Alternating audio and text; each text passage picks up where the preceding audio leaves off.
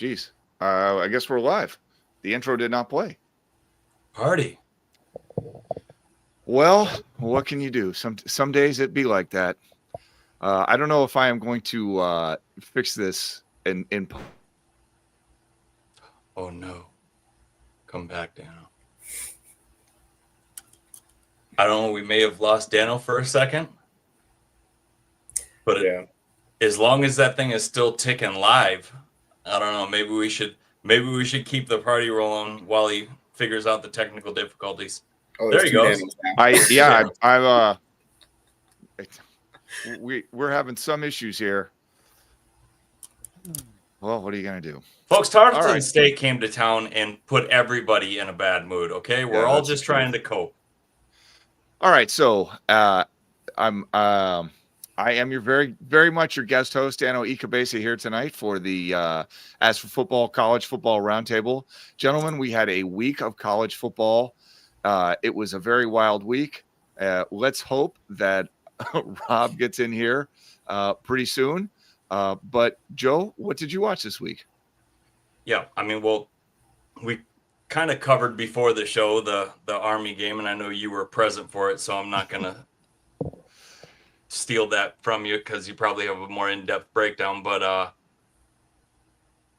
it was I was happy to see on Thursday night Ohio made me look smart when they covered that 15 points against Rutgers, and they're going to be a real problem in the MAC. So yeah, they lost by 3, but they were getting 15 points. And then Saturday was beautiful to see Florida State is back to being a quality team at least this year. And like I said in the text thread last year, it was like watching a blue blood just kind of go away.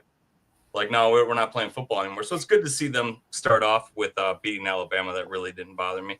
And then the Buckeyes quieted the Arch Manning hype, and that was great to see for the Big Ten. Then watching Bryce Underwood was like a kid at Christmas, given the fact that Michigan started a walk-on all last season and did what they could. This kid came in turning 18 like 2 weeks before the game and just looked like a field general. And he looks like he's got it between the ears and graded himself out at a C+ after throwing for 251. A touchdown and no turnovers.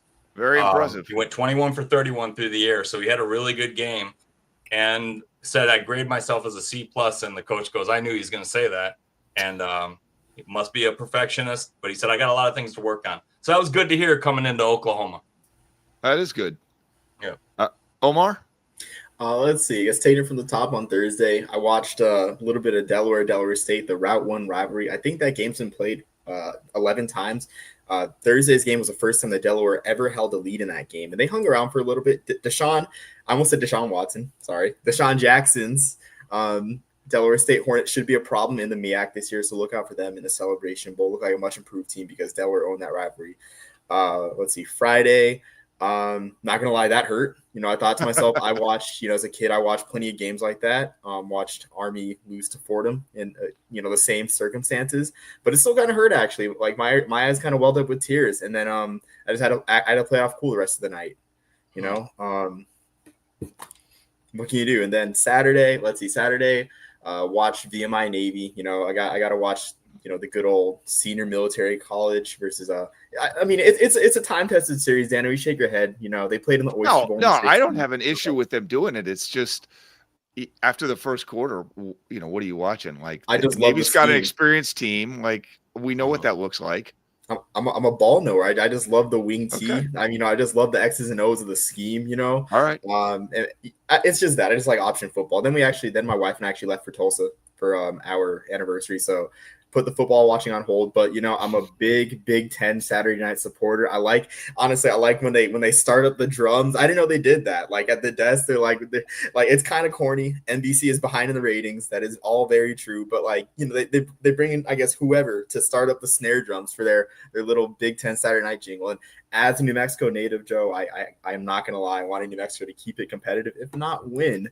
But they showed some fight, honestly. Like New Mexico should X getting the community involved. That's what they need with New Mexico. So it was good to see that. I will say, man, Bryce Underwood was good, but he's no Davis Warren. He's not Davis Warren. But and then Sunday didn't watch football because it was my anniversary. He Nice. hasn't beat Ohio State yet, so Like Davis. I got to do that. So yeah, I obviously went to the Army game on Friday, and we'll talk about that much more tomorrow when we record that show. Honestly, though, the game was fun until the last quarter. I talked about it a little bit on the show last week, but we went down to the Firsty Club for the first time in 30 years. Kind of miserable to give up a 2-touchdown lead in the last 10 minutes of the game to an FCS school. I mean, that really shouldn't happen. But there's probably some good things in there. I think the defense played okay, and like I said, we'll talk about that much more. But yeah, it hurt. It stung. It wasn't fun. I had a great weekend of football, man.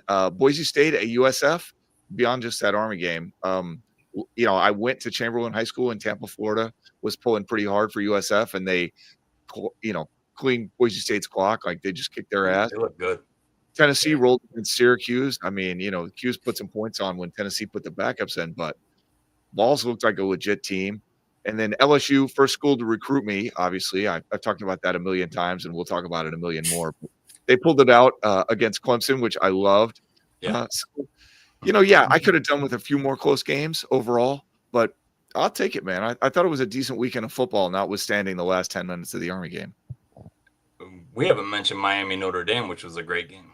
Yeah, I didn't last see that night, one. but- I'm like Omar. I took a break yesterday. I was like, Yeah. let me recheck in with my wife and keep my marriage Sure. going. It was a great Tell us game. about it, Joe. It was just a back and forth. It was a defensive battle for the beginning part of the game, and Miami shut down Jeremiah Love. He had nothing. I mean, I think he finished with 40 yards, which I wasn't expecting that. And then Carson Beck looked great. He looked better than I ever seen him look at Georgia. And Wow. He did have C.J. Daniels make one of the most incredible touchdown catches to go up and win the game. I think it was 27-24 was the final. But, I mean, fully extended, off his feet, had a safety in the background thinking the ball was going to hit him in the gut for a pick. And this kid just says, hold my beer, watch this, as we like to say. It was a pretty good game. And anytime when Notre Dame's overhyped and they get brought back down to earth, this Michigan fan is smiling on the inside. So I didn't mind watching. Miami had a good team last year. I wouldn't be surprised if they had a decent team this year. I think Miami heard everybody talking about who are you guys going to be without Cam, and they wanted to prove something. And Yeah. Xavier Restrepo. I think they wanted to prove they're still Miami. Well, so far so good. And the ACC minus Syracuse looked okay in general. So there's something for the ACC ball knowers there, Omar. Rob, man, how you doing? You on yet? I'm going to If I unmute everything, I should be. I'm here. What's up, guys? Sorry about my tardiness. I am doing some gymnastics. We have to have an offline conversation, and you may need to help me hide a body, but we'll talk about that later. Who's So what's up? it? Yeah, what's going on, guys? So I hear you guys talk about the ACC. That's what I'm hoping for too, man. Like, to be honest, I want to see the ACC make a run at the championship. I was looking at the championship history today. And when you look at the championship history, like, it's been dominated by the Big Ten and the SEC with a few occasional visits from Clemson. Unfortunately, Clemson already Clemsoned this season, so I don't foresee them in the college football championship hunt this season. It's going to be weird, man. Like, it's going to be a wild season. So I don't know how far along we are. Nice. Thanks, Ray. I appreciate that. I didn't admit to anything. I said allegedly. I said I may need assistance hiding a body. Allegedly. But hypothetically, he might need one. Yes. What's up? So where are we at in the outline? So I'm gonna do this thing for Jocelyn, and then you're Okay. gonna take over. All right, sounds sweet. Thanks, man. So if you are looking for a realtor because you are in the Army or really any part of the military and you are about to move, ladies and gentlemen, we have the realtor for you, and her name is Jocelyn Bradley. She is based out of Fort Bragg, but she will recommend a realtor who lives anywhere. Like, wherever you're going, you want to work with a realtor that you can trust, not somebody that's going to try to upsell you 15% because that makes their commission larger. Like, that sucks. Find somebody who wants to actually work for you. Jocelyn has an extensive network of experienced realtors who can support you if you're relocating somewhere in the country. And if you're moving to Fort Bragg, dude, you got to call her because she's right there and she'll show you the home of your dreams. She's got to be your first call. As we've said before, Jocelyn has decided to support As for Football this season, and she's the right person to help you get into that home of your dreams. And just go on the As for Football website, click on her little business card, contact her, reach out to her, and she will either show you a house or help sell your house if you're near Fort Bragg, or else introduce you to somebody that will do those same things without, trying to get your firstborn child and a cut of your mortgage on the back end, which is definitely a thing that happens. So Jocelyn Bradley, realtor, supports this show, and you guys got to support the people that support us. So Rob, over to you. All right. Thanks. Hey, thanks, Dano. Thanks for covering down for me, guys. I apologize for my tardiness again. Hey, so let's talk about the service academies real quick. We're not going to belabor this point. Army lost a heartbreaker in overtime to Tarleton State. We will certainly break that down in much greater detail and then turn the page very, very quickly, moving on to the next week. Navy is 1-0 after destroying the Keydets of VMI 52-7. The mids looked outstanding as Bobby Boucher came in off the bench and scored 2 touchdowns in the fourth quarter. And then Air Force jumped out early and didn't look back against Patriot League basketball rival Bucknell. And so, hey, it is what it is, man. Like the other 2 service academies got off to a good start. Yeah, we'll see. For the other guys around, so VMI lost to 52-7 to Navy, and then the Citadel looked tough to North Dakota State, and then of course North Dakota State decided that they remembered who they were and took out the Citadel 38-0.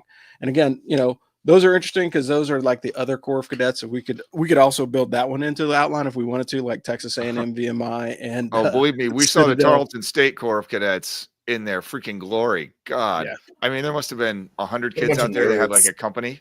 What a bunch of, no offense to anyone. What a bunch of nerds, honestly. Like, I'm sorry. Like, I don't know. Like, I don't mean to be crass, but I kept seeing them with little cowboy hats, and I'm just like, I'm usually a calm guy, but I'm like, man, like really, like they're in the Texas A&M system, but you're not Texas A. I'm sorry. I have a bunch of respect for that football program. I really do. They're a riser, but the whole Corps of Cadets thing, to act like you're Texas A&M when you're not, like, that's kind of like get down there and ask them where their combat spurs were. Yeah. Every mess hall needs a mess hall officer, and I'll just leave it at that. I mean, so somebody's got to do the shit jobs. Bottom line.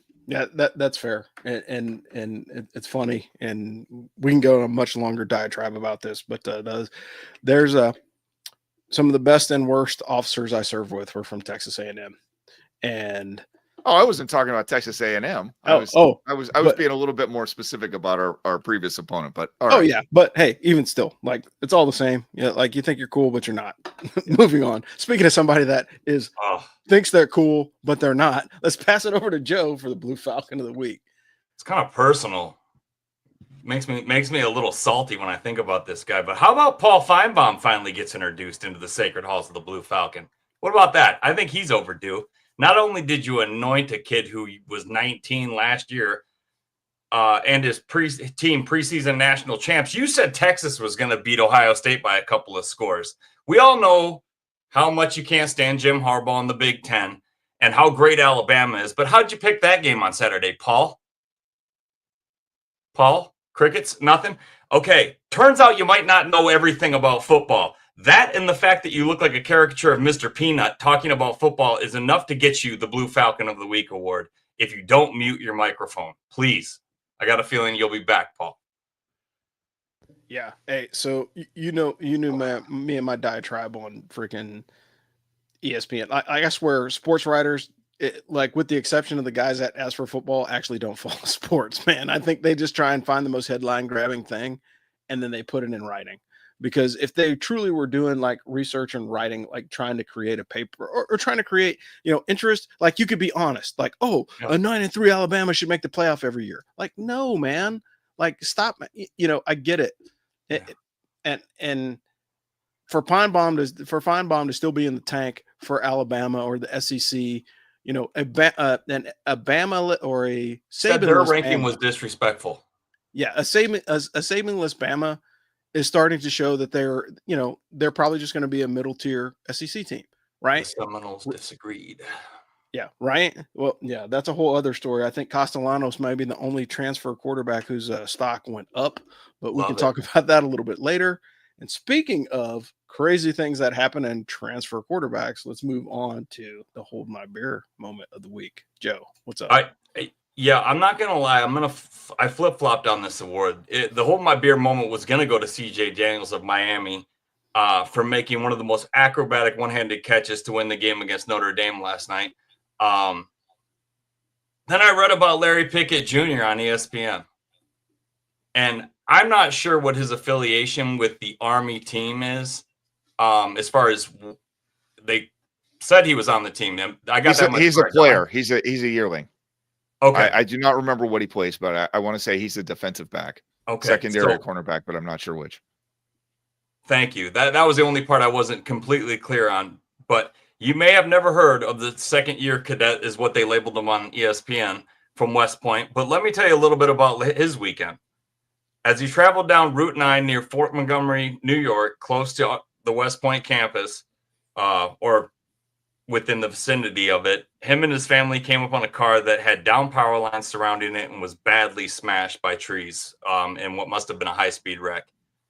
There's a video out of this, but as several people are surrounding the vehicle wondering what to do, Larry said, "Hold my beer, watch this," and proceeded to drag the man to safety seconds before his car erupted into flames. And I used to be a power lineman. Those were power line flames. That man would have been cooked alive. A great man once said that heroism is when opportunity and incident meet. Whatever it was, Larry Pickett Jr. chose that moment to become a hero, and he very well could have saved that man from burning alive. So this award is usually handed out for what's done on the field, but I'm sorry, gents, I can't think of a better hold my beer moment. Yeah. Thanks, Joe. That is true, man. Like, what we like to see is people reach their highest potential, and he may not even reach his highest potential. That might just be a moment that starts him down a path of even more greatness, and it doesn't always have to be on the football field. It means that he was willing to sacrifice of himself, and like, hey, if that's your teammate, man, you got to be stoked in that perspective, knowing full well that like that guy is willing to risk everything for a stranger. So imagine what he'd do for you, on the field. So I think that's super impressive. And that man was incapacitated too. Like he wasn't able to get up and walk away on his own power. They had to drag him away. And man, it's if they would have just taken another 5 seconds, they would have had hair singed off. It was close. I don't know if you guys have seen the video, but I've seen it. It's pretty hair raising. It's unbelievable. So that guy's gonna see another Christmas because of that. So that's something he'll always have in his back pocket. Yeah, for sure. That's pretty cool. Tremendous. Moment. Yeah. So let's talk about AP Top 10. Joe, what do you got for us this week? And I mean, it's projected because it's not closed out. So we'll probably get the actual AP ratings at 11 o'clock tomorrow, roughly, because we still got a game tonight. So you got TCU and Bill Belichick throwing it down for the first time as a college football head coach. We'll see how that goes. But Joe, let's talk about the top 10. All right, we got a new number 1, and it's the Ohio State Buckeyes. They jump up 2 after beating the Longhorns 14-7 in what was mainly a defensive battle with the Buckeyes making the big plays when it mattered. Should have been number 1 last week. Then we got at number 2, we got Penn State with no change. The Nittany Lions made light work of Nevada 46-11. They have FIU coming to town next week where they're a 43.5-point favorite. At number 3, the LSU Tigers jumped up after beating Clemson. I believe they were in the 9 spot last week. They won the Battle of Death Valley 17-10. Clemson was overhyped and underdeliver. I know, what a shock. LSU plays Louisiana Tech Saturday where they're favored by 37.5. At number 4, we got the Bulldogs of Georgia. They took care of business, and this game was over early. Georgia 45-7 over Marshall. They have Austin Peay coming to town next week, who did a hell of a job on Saturday in upsetting MTSU 34-14, where they were like 10-point dogs. So they head to Athens to play Georgia on Saturday. There's no line for that game. At number 5, we got Texas. They dropped 4 after being in the number 1 spot and coming to Columbus and losing to the Buckeyes. And what was a great game. At number 6, we have Notre Dame. Speaking of overhyped, maybe CJ Carr should have walked down that red carpet Michigan laid out for him as he starts his career off 0-1 via upset at the hands of the previously ranked Miami Hurricanes 27-24. At number 7, we got the Oregon Ducks. No change for the Ducks and no surprise here on Saturday as they dismantled Montana State 59-13. The Ducks have Oklahoma State coming to town next weekend. They're a 4-touchdown favorite. which is surprising to me for some reason. But at number 8, we got the Miami Hurricanes jumping up from the 10 spot. They surprised everybody and took down the almighty Irish of Notre Dame. Miami plays Bethune on Saturday. Did Bethune-Cookman change to Bethune? And I missed it because on ESPN, they did not put them down as Bethune-Cookman. They just said Bethune. They're still Bethune-Cookman, yeah. Okay. At the 10th spot, the newcomer is the Arizona State Sun Devils. They cracked the spot as they jump 1 after beating Northern Arizona at home 38-19. Arizona State travels to Mississippi State next weekend, and they are 6.5-point favorite on the road. That's a pretty interesting game. I don't know how long it's been since Mississippi State has really been relevant, but that's a pretty interesting game. Not an easy place to travel to. No Scattaboo. No, what I can't remember their quarterback's name. So no Levitt, no Scattaboo. Yeah, Sam Levitt, I think it is. Yeah. And I will tell you, like I don't think Arizona State's going to be the team in the Big 12 to make a run. Yeah, like I just don't see it. I mean, we'll see. I think it's early. And speaking of things early, like topic is the SEC dead, and I put that out there because it's like, I know it's early in the season, but do we think the SEC is in trouble with Bama and Texas losing? And I say that because those are usually, Texas is the powerhouse, quote unquote, powerhouse team now. They've only been in the SEC a year. I understand that, but we all know that they play no defense in the Big 12. So surprisingly, to keep the Bucks at 14 points, that shows significant improvement from Sark. Particularly as a former Big 12 team, to see them play actual defense, right? Because Big 12 is like wide open and shoot out every weekend. But we'll start with Joe, Omar, then we'll go to Dan, and then I'll close this out. But honestly, I think it's way too early in the season, but we'll see. No, I mean, no surprise here coming from me. I don't think that they're in trouble as long as they're comfortable in the number 2 spot. They weren't as strong as the Big Ten last year, and they're not as strong as the Big Ten this year, in my opinion. So they're not in trouble. I think they were in trouble 2 years ago when that graduating class was getting ready to go, and they didn't reload the same way the SEC does. They just didn't. I mean, you guys remember that was that 10-year stretch for Alabama and Georgia where it was almost unfair. Then you had Florida, who was always a dog, and LSU, who was always in the picture. They're just not top. Their top 4 aren't the same as they used to be, in my opinion. The problem with the SEC is that they were anointed champions in the preseason because of Arch Manning in Texas. I felt like that was a little disrespectful to the defending national champs, and Ohio State proved they have the horses to run with and beat the best team the SEC has to offer. Not to mention, I don't think that the second best team in the SEC beats the second best team in the Big Ten this year or last year. And the Big Ten won the national title then for the second year in a row. So I think as long as we stay away from all the preseason SEC hype and anointing them champions before they play a game, then they're not in trouble at all. I just don't think they're clearing away the most powerful conference anymore. Yeah, that's fair. Omar, what about you? Yeah, so I'm with Joe on this one. I think, honestly, like the term for best conference is kind of a misnomer because what the SEC really was in the past was just a really top-heavy conference that happened to have the 2 best teams in the country and everyone else fighting for it, right? Like top to bottom, in this era of college football with the 12-team playoff, you want the conference with the most depth. And I think that's something that the SEC can achieve. Like, I mean, looking at these notes, like Auburn handily beat Baylor on the road. A bunch of other great showings. Like, again, the SEC can place 4 or 5 teams in the college football playoff, and that can be good. I think the days are done, though, where, the national title runs through the SEC, but I don't think they're dead. I just think that there should be a restructuring in people's mindsets of what best is in terms of conferences for college, for the Power 5 or Power 4. I refuse to acknowledge the Pac-12 as a Power 5. That's they're rebuilding next year. Yeah, no ill will, but just because you got the biggest cities, and they're really quiet this week. I don't know. I was told that they were a power conference, but I was mistaken by the results of this weekend. Yeah, that's fair. Dano, what about you? I think you might be the actual pundit on this one. So, what are your thoughts? I mean, I can tell that nobody else on this show actually grew up in an SEC household because you guys are acting like Alabama is the only school in the conference, or maybe Georgia is. And here's the reality. Auburn won at Baylor by 2 touchdowns.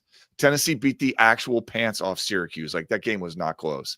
LSU won at Clemson with 100,000 people in the stadium or whatever. I mean, it was madhouse in week 1, no less. Georgia throttled the shit out of Marshall. We knew that, but okay.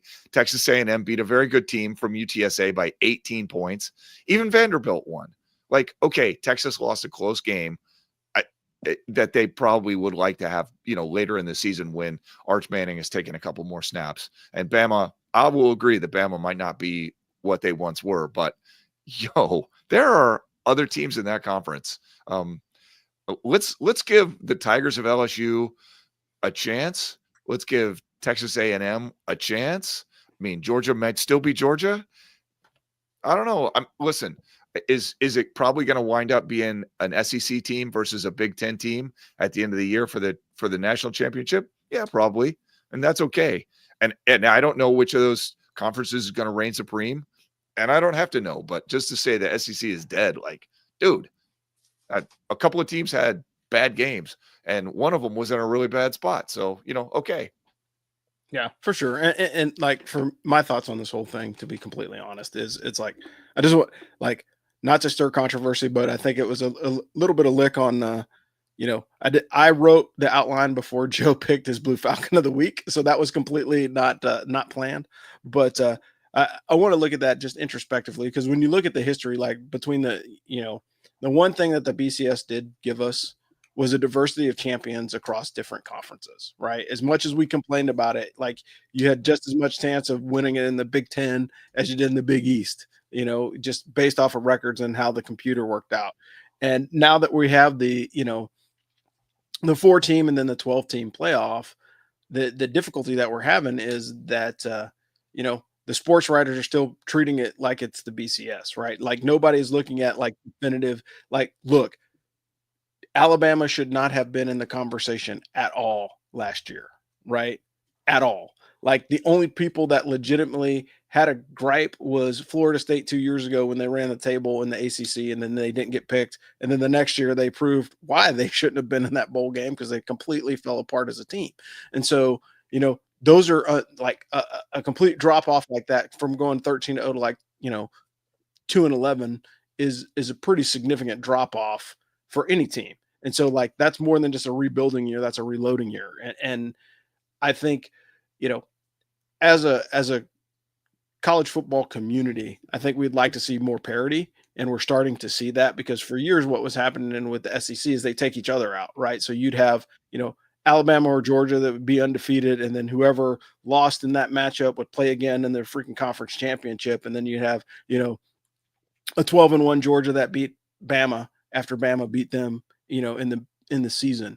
And so those games are kind of the way that it is. But the other conferences, I guess they just don't have the same kind of gravitas as the other conferences. So, like, if it was, Colorado, the Big Ten still has Michigan and Ohio State and Penn State, but outside that top realm. Yeah. But that's what I'm saying. I think outside of like those key marquee matchups of like the good power teams in the respective conferences, you don't have anything that like kind of grabs your attention. Whereas the SEC was doing it week in and week out for a very, very long time.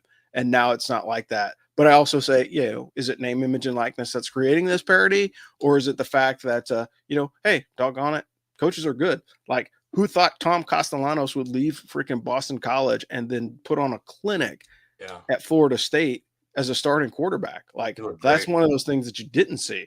You couldn't predict that. That dude played himself into the NFL draft potentially. Yeah, 100%. His height might hurt him a little bit, but I agree 100%. I mean, we saw him at Mikey Stadium a couple of years ago, and I would have said he had a better chance of getting struck by lightning than going to the NFL draft. And that is not how I felt after watching him play this weekend. Yeah, like he balled out. Donovan McNabb didn't look real tall, and what I saw him do to Michigan gave me nightmares as a child. I've never seen Michigan get beat like what he did to them. Yeah, I knew who he was from that day going forward. I was like, that guy's gonna be a star. Yeah, well, and I think that's really what we're trying to say here. It's not like I'm not saying the SEC is dead, but I think like there's potential for other people to rise up. Like in the Power Four, I don't think the big, like, honestly, in my opinion, I don't think the Big 12 is ever going to be taken seriously because they play no defense. As a guy that likes defense, they don't play defense. Like, that's just straight up how it is. But it'll be interesting to see how this evolves. Yes, it's probably too early in the season to say like the SEC is dead. I think sports writers should not be in the tank so much for the SEC, and I think it probably wouldn't it wouldn't hurt as bad if there wasn't so much hype around it. Like one of the memes I saw this weekend was Eli and freaking, Peyton Manning standing next to each other, like, hey, he's adopted, so they were making fun of Arch because, like, oh, he can't be part of our family because, like, he stunk it up as quarterback, which is funny. Let the guy play more than one game as a starter. I actually saw Peyton Manning's career at Tennessee, and let me tell you, he wasn't brilliant every goddamn game. He broke the record for interceptions by a rookie. It still stands. Yeah, in the NFL. Well, and everybody has stinkers. Yeah, well, and Arch didn't play that bad. Yeah, Arch, He didn't play bad, but the other piece of it is like you have to look at it, and this is one of the age-old things. Like, as a coach, how much pressure am I willing to put on my new quarterback? And like, that was a huge game. Like, there's no doubt in anybody's mind. Like, as a head coach or as a quarterback coach, how do you prep that guy to, like, hey man, you're going against a team that typically has 2 to 3 dudes go in the first round on the defensive line. Like, you're going to get hit. Like, how do you prep him for that? And that's the part, and that's the piece that we can't, that's the part that we don't see as fans. Like, we see like the conversation on the sidelines, but what was the game plan, to keep the pressure off of, because they couldn't run the ball. They kind of got the ball moving through the air towards the second half, but like, if you can't run the ball successfully, like, that's one of the ways to keep the pressure off of a young quarterback, and give him better opportunities. And they couldn't do that. So I'm sure they had to make some changes to the game plan. Joe, you had a thought? Yeah, I mean, just the fact that he's probably got at least 6 guys staring at him wearing scarlet and gray that'll play on Sundays didn't help either. Ohio State's really, really good. And I guarantee you one thing, that'll be the lowest point total for each team all season. Yeah, I would agree with him. And it was 2 really good defenses and 2 offenses trying to find their way that had lost a lot. And yeah, for sure. And speaking of not losing anything, try not to lose your shirt when you're moving into your new house. Dan, could you do the next read, please? Yes, this show is sponsored by Craig Oxane, area sales rep at the Money Store. He is a member of the West Point class of 1995. Friends, he is a mortgage broker licensed to lend in all 50 states, but based out of Chicago. He is one of the most successful VA lenders in the country. Craig is going to offer you super competitive rates, give you the best deal he possibly can. And we've talked about this, I don't know how many times, but the mortgage process is super confusing. Interest rates are moving around all over the place. Now, especially, you don't know exactly what's going to happen. And more importantly, you don't know when it's going to happen. You want to deal with somebody who cares about you, that you can call and have a conversation with. And that's not a call center. It's not some random big box bank. It's not some mindless website. It's a person. And this is how the West Point Network functions, right? Craig is helping us stay in business here at As for Football. And we're trying to help you get the best deal on a mortgage that we can by introducing you to the very man that you need to meet. Plus, Craig does not charge lending fees for veterans. He'll save you like $1,300, which is a huge amount of money. So Craig Oxane, area sales rep at the Money Store. Check him out. His link is on our website. And as I said, so is Jocelyn's. They've each got that little business card there. You click on it. You fill out the little questionnaire. You'll be talking to Craig in a couple of hours. And I'm telling you, he gets 5-star service reviews from everybody. Thanks, Daniel. Yeah, so we're going to move on to the games of the week. We're going to try and get you guys out of here before kickoff. I think it starts at like 8:11, so we got about 20 minutes. I don't think we're going to take that long. But starting Friday, September the 5th, like, we're starting to get back into the normal cycle. No action this week, unfortunately, but coming soon. You'll get to see that. I think this one's a compelling matchup for a Friday night. So if you have time to sit back and watch this one, James Madison at Louisville kicks at 7 o'clock on ESPN2. You got Eastern Washington taking on Boise State. Boise State got smacked around. Let's see if they can get some revenge on Eastern Washington, because they got beat up by USF bad. And that was surprising. I didn't see that game going the way that it did, but super impressive. Moving on to the early kicks on Saturday, the 5th, you've got Baylor taking on SMU. They're licking their wounds. That one's on the CW. That's a weird channel choice for those of you that are looking at your broadcast schedule. This one's for Dano, UConn at Syracuse. That's going to be on the ACC network. And UConn ESPN. won. Central Connecticut. Yeah. Big win.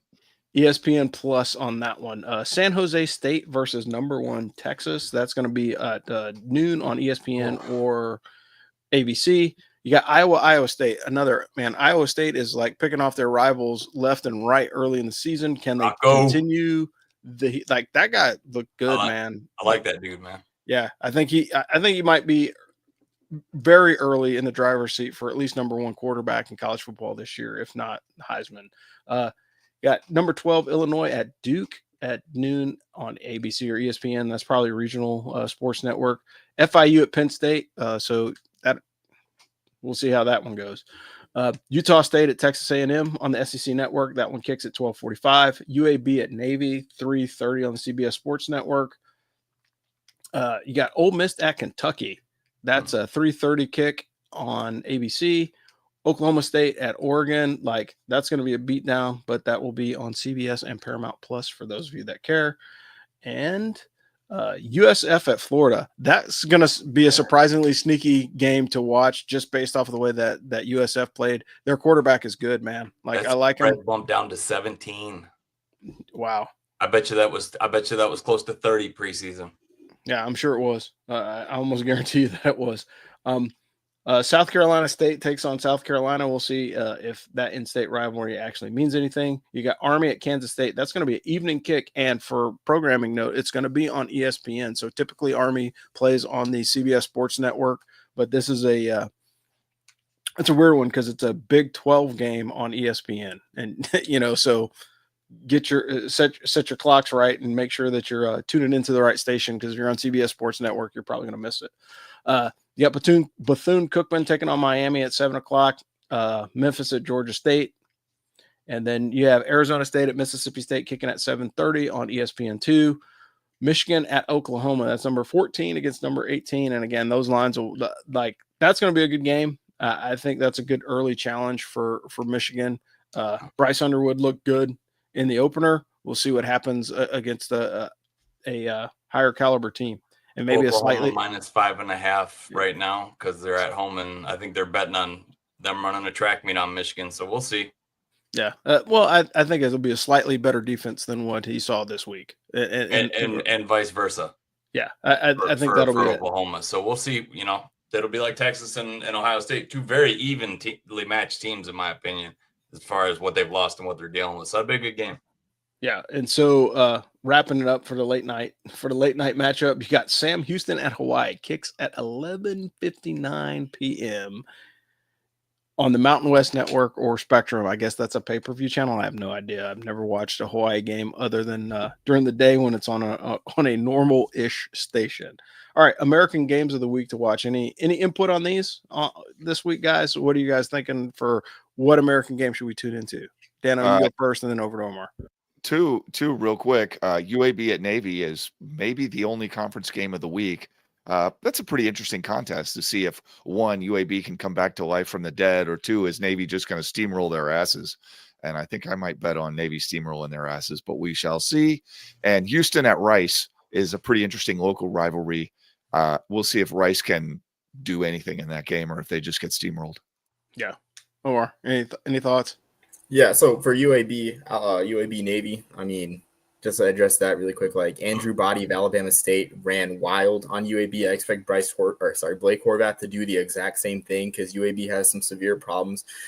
Not just like Alabama State wasn't just a good SWAC team; they're a middle of the pack SWAC team that almost beat UAB. I mean, there's trouble out there in the Magic City, and he might disappear like Magic, Trent Dilfer, that is, as head coach. For me, I mean, how about that option offense for Rice? I mean, I didn't set this up as the American Conference fanboy. I just kind of saw this shirt with a nice Rice throwback logo.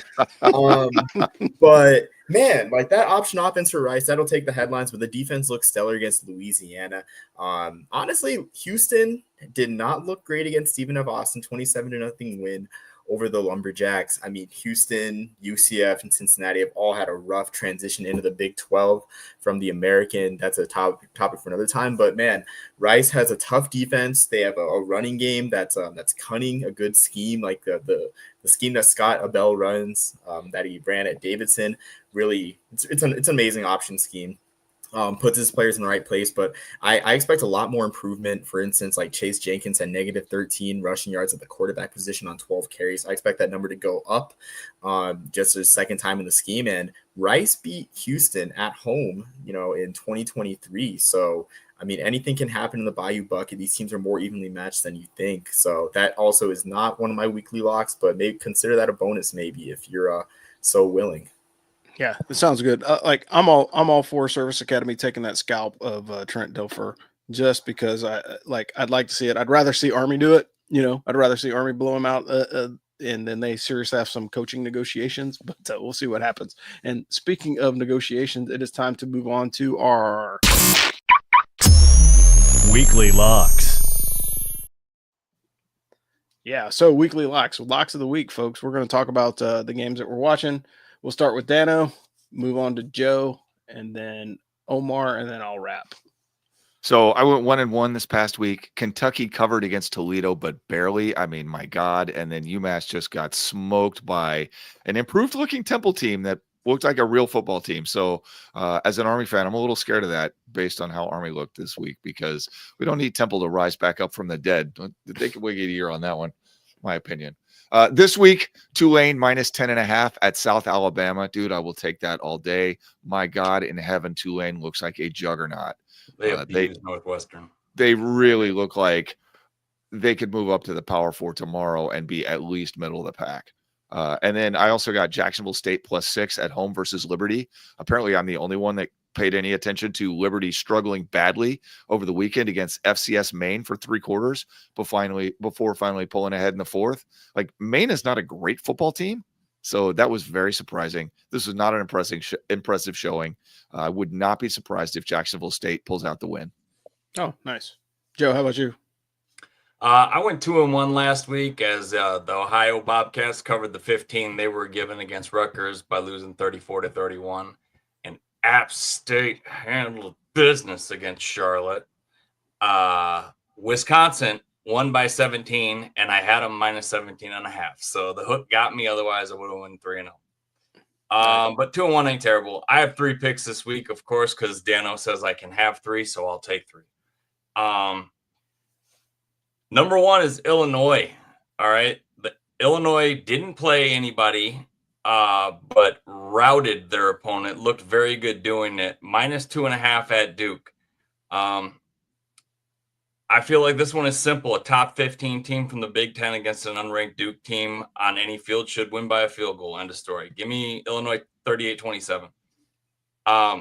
Number 2 is the Iowa State Cyclones, minus 3.5 against their hated rival, the Iowa Hawkeyes, in Ames. Look, I've watched Rocco Beck and the Cyclones of Iowa State look good in the first game and then unstoppable in their second game. I know it was against South Dakota. And I just feel like this game is too important to the Cyclones. I think that the Hawkeyes stumble out of the gate in Ames on Saturday, and that'll be enough. Give me Iowa State 28-10 in a rout. And then this one's a gut feeling. I'm taking Mississippi State +6.5 at home against a Cam Scattaboulis and Sam Levitt-less Arizona State team.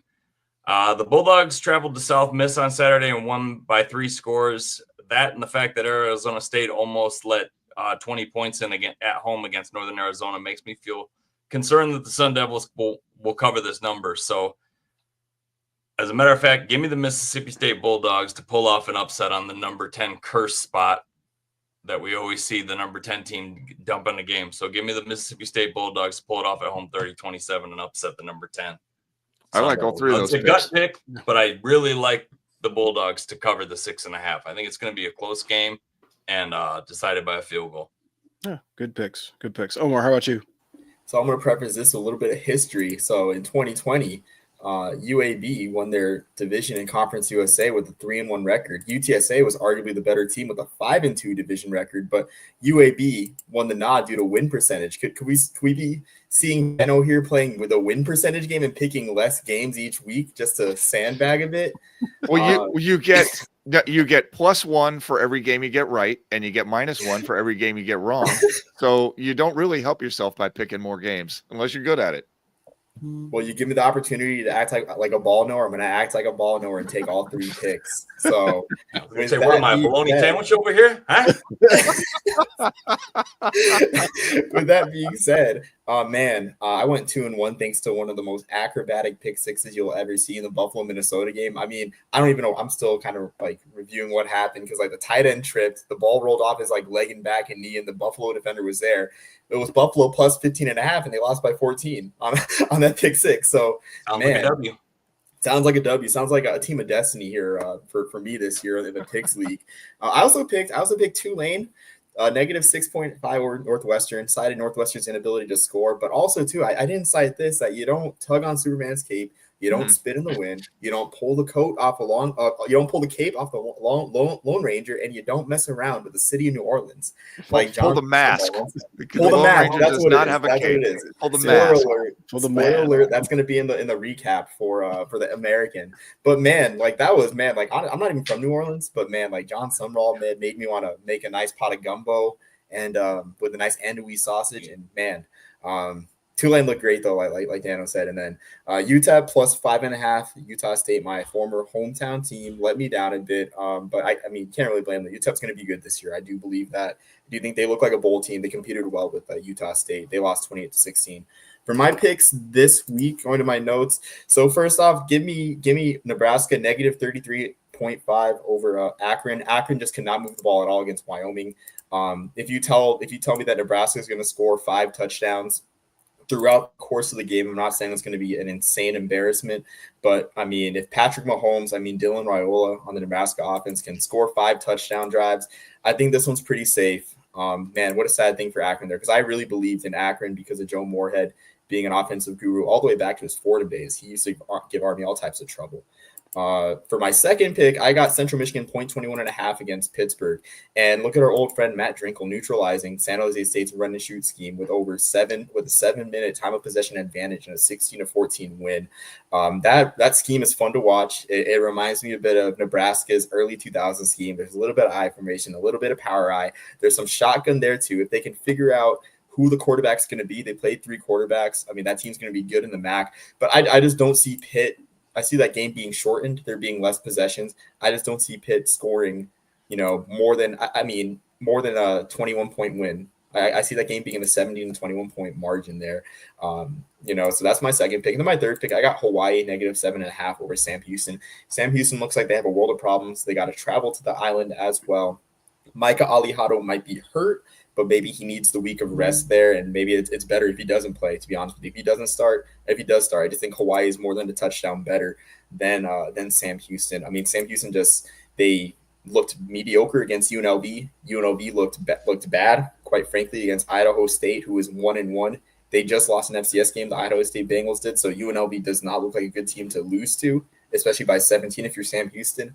So I got Hawaii -7.5 over Sam Houston. Nice. All right. So for me, I went 1-1 last week. ECU covered 13.5 in a much closer game than Wolfpack would have wanted. I think that was a closer game. I think, I will say, NC State's quarterback looks good. I mean, he's young. He's got a great arm. He's very athletic. We'll see if he can continue that up for the rest of the season. And of course, App State just freaking steamrolled UNC Charlotte. So that was destruction. This week, I'm taking Illinois to cover 2.5 at Duke. I mean, for essentially the same reasons. Again, I wrote this in the outline before Joe got a chance to check it out, but that's Great exactly minds. Great same thought process. Hey, and this one might be a little bit of a hot take, but I'm going to take San Jose State to cover 37.5 against Texas. And sounds like it's crazy, but Arch Manning is slightly overrated. Coach Ken is going to control the ball and keep possessions down. He's going to run the old Navy playbook, to try and keep it away from the other quarterback, try and control the time of possession. And since Army doesn't have to play Coach Ken in the regular season anymore, I'm going to bank ball control and keeping the score manageable on this one. I haven't seen enough from Texas offensively to see that they could score 38 points against anyone yet. I think they're putting a lot on Arch Manning, and I'm hoping that if I'm wrong on this, that means Sarkisian opened up the playbook and starts playing a little bit tougher, but I don't think he's going to get too deep into his bag of tricks until he gets into conference play. So he's going to conservatively call that game, and that's really what's going to be San Jose State's chance to kind of sneak in their back door and cover 37.5. I mean 45-7 wins you the bet. Is 38.5 or 37? It's 37.5. Okay, so 44-7 wins you the bet. Yeah, I mean, Your best thing with this one is they just pull Arch because they don't want him to get hurt, because why would they want to? Yeah, and that's what I'm saying. I think they're going to call it. Yeah, I think they'll call a conservative game and run and shorten the time of possession on either side. It doesn't matter, but I think it benefits me to cover 37.5. So those are my picks this week, gentlemen. I apologize for being late and for the weird start time tonight. I know we're like running on TBS back when Ted Turner was there, so Night Tracks will be following this up if you guys remember that kind of programming. But really appreciate you guys holding out for me and standing by. But this college football roundtable, man, holy smokes, we are already in our second week of college football. We are rolling into week 2. It's unbelievable. A lot of great games on the docket this week. Really looking forward to conference play. I think that's when things will really start heating up. I think coaches will stop calling games so conservatively and kind of reach into their bag of tricks. I think that was the main thing that kept the store and cap on the Ohio State-Texas game, was like, hey, look, we don't want to make any mistakes. And I mean, even the commentators were talking about how important it was for the young quarterbacks on both sides not to throw over the middle, because you throw over the middle, it gets tipped and there's a potential for, something bad to happen. However, if you watch the Miami Notre Dame game, hey, you just got to be in the right place and knock the ball around enough, and somebody's going to pick it off. And it's probably going to be a defensive tackle, and you get to see the big guy run. Then hopefully you get to see the big guy score, and then you get to see the big guy dance. That's pretty much how it goes. But we're about 6 minutes away from kickoff of TCU and UNC, so I don't want to hold you guys up from that one. But here for the crew at the College Football Roundtable, I'm Rob the Angry Colonel, calling to you out of Fayetteville, North Carolina. We've got Triggered Joe calling to you out of the home of the Big House. We got Dano Ikebesa calling to you out of coastal Connecticut. And I'm scrolling back up to the top of the I can't remember your name. Yeah. Who is this other guy? No, I'm just making sure that Omar still in Oklahoma. Hey, it's that kind of night, guys. So cut me some slack. Either way, hey, we thank you guys for checking us out. Hey, Firsties and the Patreon, we appreciate you guys. Check out Jocelyn, check out frickin' Craig, and if there's anything else, go to the merch store. Other than that, have a great week and beat Kansas State. Beat them. Thanks for joining us on the As for Football College Football Roundtable. Special thanks to our sponsor, Jocelyn Bradley Real Estate. If you're buying or selling, reach out to Jocelyn for expert service. If you enjoyed the show, please consider supporting us on Patreon at patreon.com/asforfootball. Your support will help keep the lights on and bring in more great content. Plus, you'll get access to exclusive perks and behind-the-scenes extras. Thanks for being a part of the As for Football community. Go Army, beat Navy, and we'll catch you guys next week.